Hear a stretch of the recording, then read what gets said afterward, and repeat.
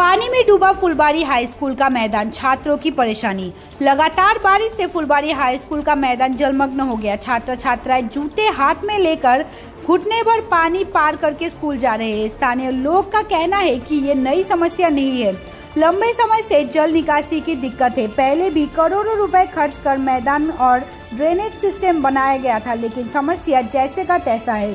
School के प्रभारी प्रधानाध्यापक अभिषेक राय ने कहा कि बारिश के कारण पानी भर गया है और पर पीछे की दीवार तोड़कर अस्थायी निकासी की जा रही है।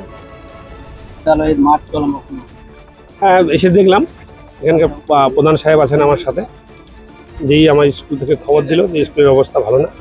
আপনি মতিন কাকাও আছেন, প্রধান সাহেব আছেন, আরও রফিকদা আছেন, এখানকার পঞ্চায়েত সাহেব আছেন, আরও শফির ভাই, হেডমাস্টার মশাই আছেন। সবাই মিলে দেখলাম জল ছিল তো, কিন্তু এখানকার মাস্টারমশাইরা নিজের তত্ত্বাবধানে পিছন দিয়ে একটা ড্রেন আছে, ড্রেনটা খুলে দেওয়া হয়েছে আপাতত,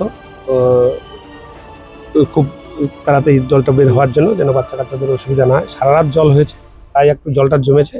এর পার্মানেন্ট সলিউশন দেখতে হবে, সমস্যাটার সমাধান কী করে করা যায় সেটা হেডমাস্টার মশাই বা স্কুলের আরও অন্য কেউ যদি বাকি দেখাশোনার দায়িত্বে থাকেন, সবার সাথে বসে আর কোনো সরকারি প্রতিষ্ঠান দিয়ে সমস্যার সমাধান করার ব্যবস্থা করতে হবে। কিছুদিন আগে একটা 1 কোটি টাকার উপরে কাজ হয়েছে, সেই জল নিকাশি ব্যবস্থাটা দেখলাম, ওটা প্ল্যানে ওদের ছিল না।